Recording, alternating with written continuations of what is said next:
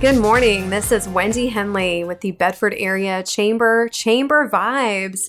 We are so thrilled to have such a phenomenal guest this morning, Richard Mansell, Chief Executive Officer of IVO Limited, and right on the cutting edge of so much technology. I don't even know where to begin, but we're so thrilled to have him. Welcome, Richard. Thank you. It's very nice to be here this morning.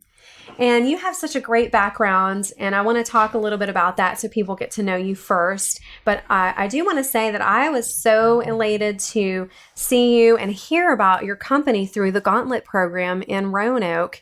And you came in second place in 2019, gave your story, and I was so impressed. And I thought, we need to talk to Richard about what he's doing and all that he's coming up with as far as like inventions. And, you were sitting there talking, and we'll get into that later about all that you were doing. And it was just blowing my mind. And I mean, I was so just energized by it though, and really wanting to know more. So I'm so glad you were able to come in today. But a little bit about you. You were born in Portland, Oregon, and raised in Japan. And now you live in Covington, Virginia with your wife and 3 daughters. And you have your bachelor's degree in Bible and missions, and you're currently serving as assistant pastor at Calvary Baptist Church. And so over the past decade, you've turned your hobby into electronics design and development into a business. So exciting, and really how you've come so far in such a little amount of time too, when you think about how fast this has taken off. So tell us a little bit about what you've done and, how it all came about. Well, with pastoring, I always enjoy working with people and seeing how we can help people's lives and make them better. And so at the same time with just tinkering around with electronics, I started to find out that I enjoyed it. And I was like, well, how can we make life better with electronics? And so got to know a company out in Arizona called Local Motors, and they have a online community back then that allowed ideas from anybody. You didn't have to have a degree in automotive or electronics. If you had a good idea, they would pay for it, and just encouraged that and fostered it within their community. And so I became a part of that online community, and it motivated me to learn more about automotive electronics. And from that is when I started to think, well, maybe I could design my own circuits. And praise the Lord for the internet, YouTube. You can Google stuff, and you can learn so much online if you're willing to look at it and not get distracted by just watching cat videos or something like that. But so then I taught myself how to make electronics. And then a company out of Springfield, Illinois, XK Glow, saw my work and asked if I could design stuff for them. And that was my first actual paid job. And that turned into a 5-year contract, just continuously developing things with them. Wow. And then in the course of doing electronics for them, started experimenting on my own with electricity, and always been fascinated by Nikola Tesla and his work almost 100 years ago. And thought, what if someone continued his work without the confines of today's marketing and today's commercialization? So today's electronics is geared towards the market, and there's nothing wrong with that. But everyone's training in colleges, universities, they're training for a job after they get out of the market. So they're being taught and trained, and nothing wrong with that, but geared towards current technology and how to push current technology. But I think one of the advantages that I have is that I don't have a degree in electrical engineering. And so I wasn't confined, if you will, Sure, to current technology. And so it was a lot easier for me to go back and read old patents and notes and stuff from about 100 years ago and see where people left off that never got commercialized, never got developed any farther, and started experimenting with that and found out there's a lot of room. There's a lot that still needs to be explored. And so from working with that, then developed into our current technology that we're pursuing now. So exciting. And so this we're talking wireless power and how to get things done differently. And you're just right there making it happen. I know when I saw you and you were talking about charging everybody's phone in the room when we were there. And I just was so fascinated by how that would happen.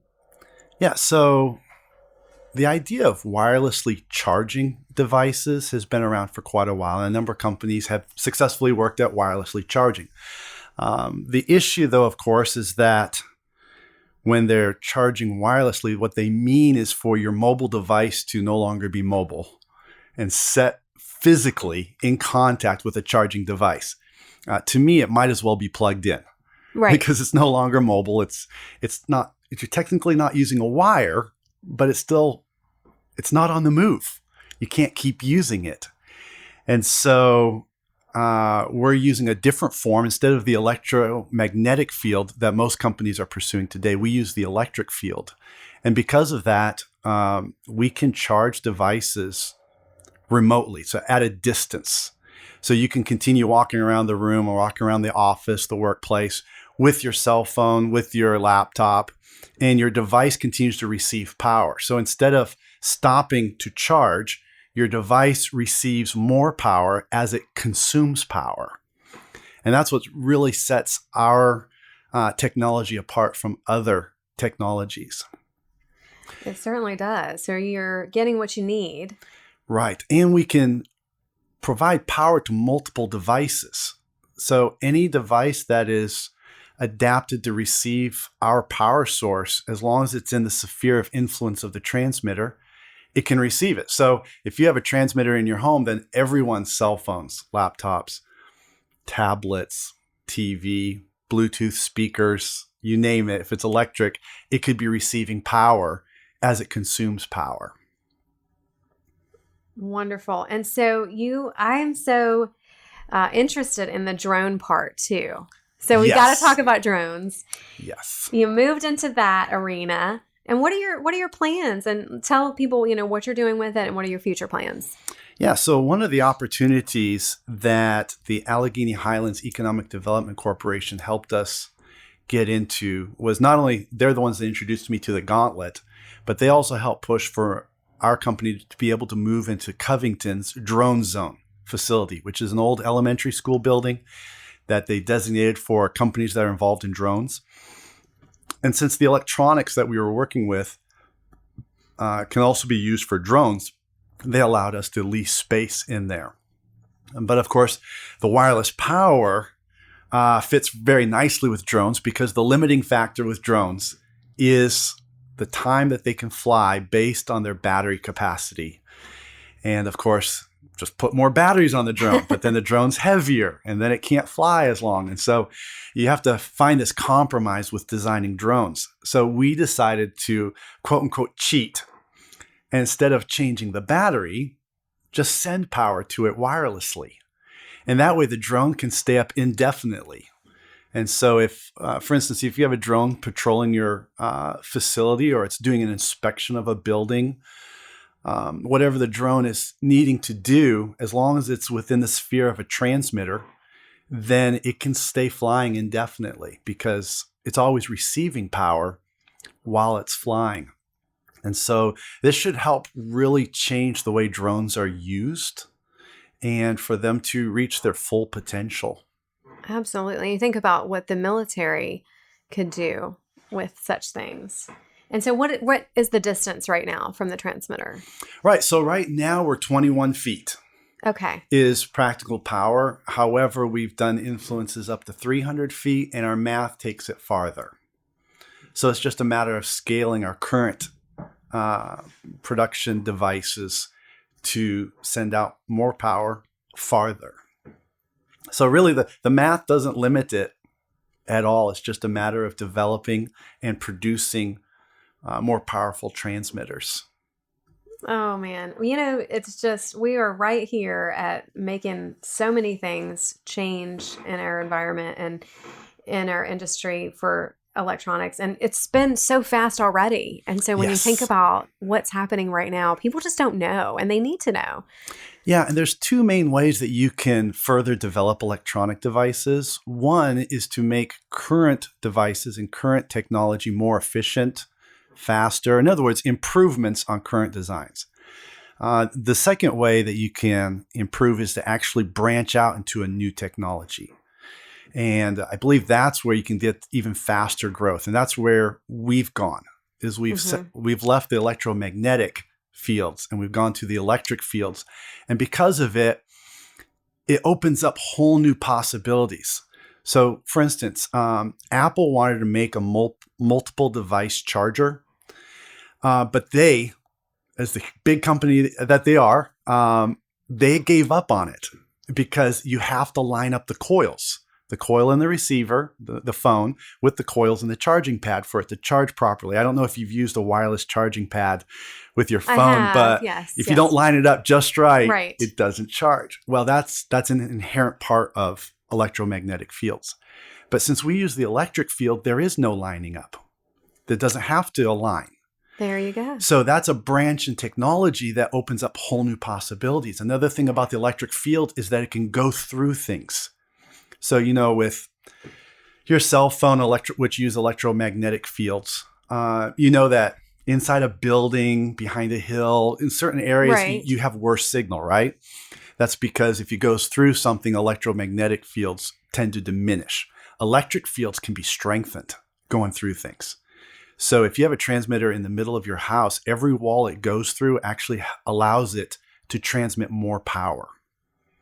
Which is, it's counterintuitive, but it works. And because of it, we're not limited to air anymore. We've actually powered boats, electric boats, through the water. Oh my goodness. Yeah, so that's another aspect of drones where this opens it up. They're called UUVs, unmanned underwater vehicles.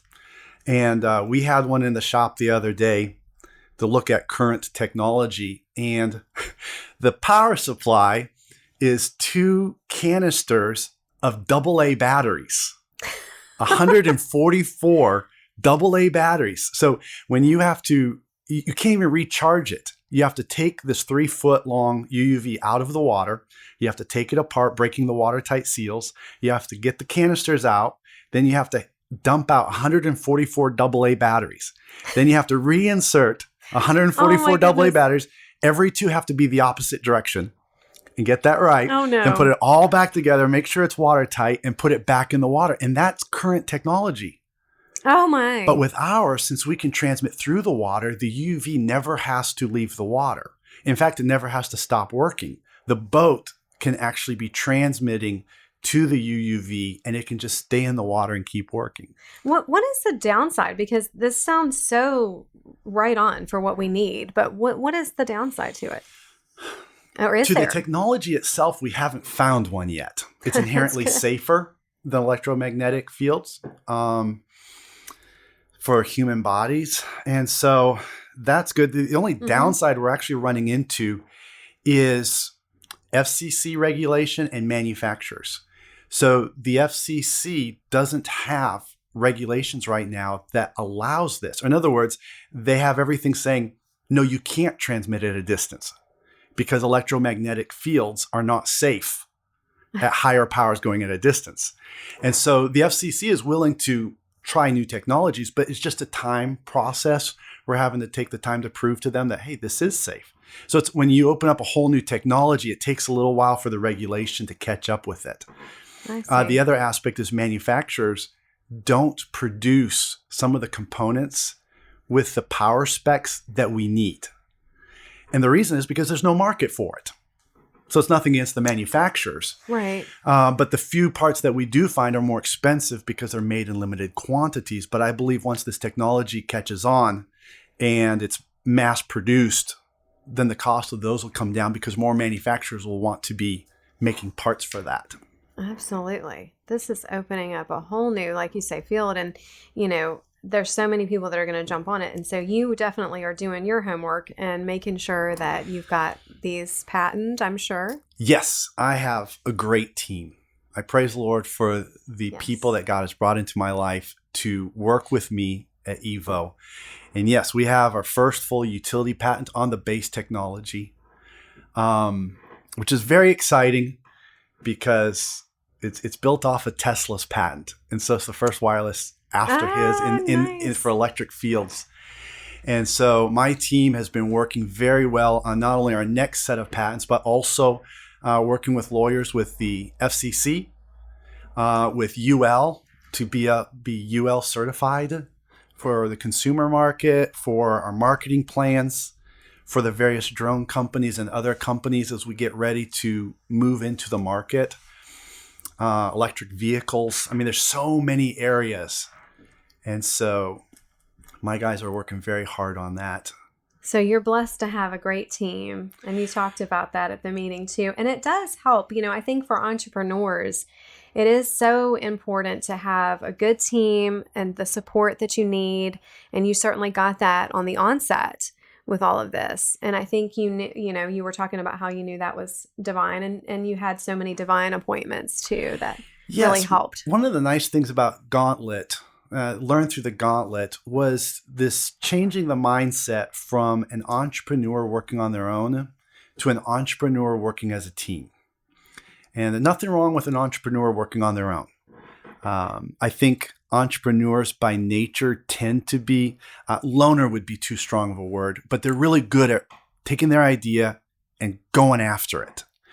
However, an entrepreneur, even if they're used to working on their own, if they start to network, if they learn to work with a team within their own company, expand in that regard, and can pass on their goals and their enthusiasm and their ideas to the rest of the team, they'll find that they can multiply their efforts and the work done. And so that was one of the nice things I learned through Gauntlet, was that it's okay to take on partners.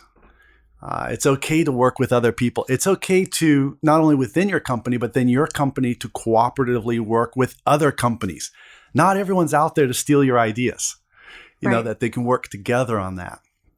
Yes. But I do want to say, you want to get them to sign something, especially when you have an invention up front that says, that they will not share. But it is, Yes. it works to your benefit to get more people involved, I believe. And with the Gauntlet, who were specifically the ones that really helped you in the beginning as far as the different companies and was it the development? Right. The Allegheny Highlands Economic Development Corporation with Marla and Terry and Ms. Gale, they were very helpful. But then the Advancement Foundation, the entire team there, Annette Patterson, and the rest of the team there have always been so supportive, not just through the Gauntlet, but even after those months of going through the Gauntlet were over with. It's always someone that I could call up, say, hey, I'm looking for a connection in this area. And they're like, we're on it. And they'll get us a connection. Great. It's like a whole community. And that's the great thing, I think, too, about the Gauntlet is you're connecting with those. You're networking, but you're getting those connections that's going to help you to really make your vision happen. Yes. Yeah. And they will likewise, they know what we're working on. And so if someone else comes through the Gauntlet or through the Advancement Foundation and has a specific need or a specific capability that ties to our company, well, they contact us. And so it expands. So the Gauntlet was the beginning of kind of a funnel that just spread out that's become more and more helpful to our company, as well as hopefully to the rest of the community of entrepreneurs and companies in the area. So you have such a teachable spirit, and I know a heart to help others. And so I know you're going to be a great mentor within that program as well and for future years. But what do you think it takes for a successful entrepreneur? What are like some top skills that you think they need? That is a great question. And part of it, I think, is every entrepreneur is facing a different kind of market. And so what would be important to one entrepreneur might not be quite as important to another entrepreneur. It's one of the things I learned also through Gauntlet and the Advancement Foundation was some of the things that were taught at the Gauntlet, frankly, did not apply to my company. Sure. And they were okay with that. Right. They weren't like one size fits all. We have the best thing. Right. But definitely one of the things is, as you already mentioned, a teachable spirit. Stick to your guns on your expertise, but be willing to adapt based on other people's input. Even something as basic as market research. You have to be teachable in that sense, not even just from information from another human being, but just be able to look at the market and say, okay, I have a great idea, but I'm the only one in the world that likes this. I should not be marketing this. I need to find out what the market actually would like and adapt to that. So teachable spirit in learning from other people, as well as just learning from your environment and from the market, I believe is very, very important. Perseverance, stubbornness towards perseverance and determination is great, but stubbornness with a bad idea will bring you and your team down. Yeah. And so pivoting is so important. Never hold on to a single idea as being so dear that it's not malleable. Now, there's certain truths that you cannot. I believe in absolute truth. But when it comes to marketing and getting your product out to people, you need to find out what the people would like and what fits and be able to change with that. And be pliable and certainly listen to the experts in the marketing field, I believe. Yes. Yeah. In fact, they know what they're doing. Some people say learn from your mistakes, but the next level is learn from other people's mistakes. There you go. And that's so even important. better. Yes, because they've already gone through it. And people have gone through this for years, hundreds, thousands of years. It's incredible how many of us entrepreneurs make the same mistakes that have already been done. Right. And that's why it's so important making those connections. And we've got SBA, SBDC as well, economic development. There's so many organizations, of course, the Bedford Area Chamber, but so many that are out there that can help you. And we've got SCORE too. SCORE will help you write your business plan and, actually give you the one-on-one consultations prior to launching anything. And you can fill out those forms. I don't know if you had affiliation with them at all when you first started? Yeah, some. I think this is a good time to bring up getting to know your local economic team, city hall, etc. There's the old adage, you can't fight city hall. But why fight it? What I found is that the city government wants our city to grow. Absolutely. The county wants the county to grow. They're actually in favor of that. And so a cooperative spirit with the local administration has been so good for our company, and hopefully has been good for Allegheny County and Covington and beyond as well. And so getting those connections, go down and meet the people who are over zoning. Make friends with them before you have an issue. Right. And find out. Get the buy-in. Yeah, they're doing their job. You're doing your job. And what I found is there's a lot of cooperation, a lot of help out there. Yes, absolutely. Because everybody is definitely wanting the economy and each area to grow and thrive. And so when you come up with such a great idea and you're having a business that's successful, it helps everyone. So it's very imperative to get with the right people, to surround yourself with a sphere of influence of people that believe in what you do and want to help you make sure that it happens. And so for your mission and vision, what would you say? Number one, glorify God in everything that I do. That is foremost. And since, as the Bible says, God is love, God is truth, God is gracious, if I strive to glorify Him first, then that means that my work, my business will exhibit love and truth and grace to people around. So that's number one, because everything else comes from that. The second thing then comes from that is to make other people's lives better, starting with my own family. I know that sounds kind of selfish, but it is my first and primary responsibility is my wife and girls.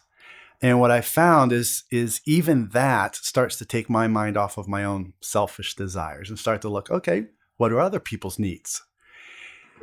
And that helps so much as an entrepreneur, because then you're always aware of if you're aware of other people's needs, then you're aware of how you can help, which tends to become a way to support your family as well.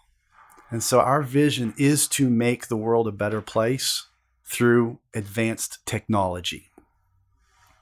And you're absolutely doing that. And we're excited to be a part of helping to expand your vision and letting people know what you're doing, why you're doing it, and how important it's going to be to our future.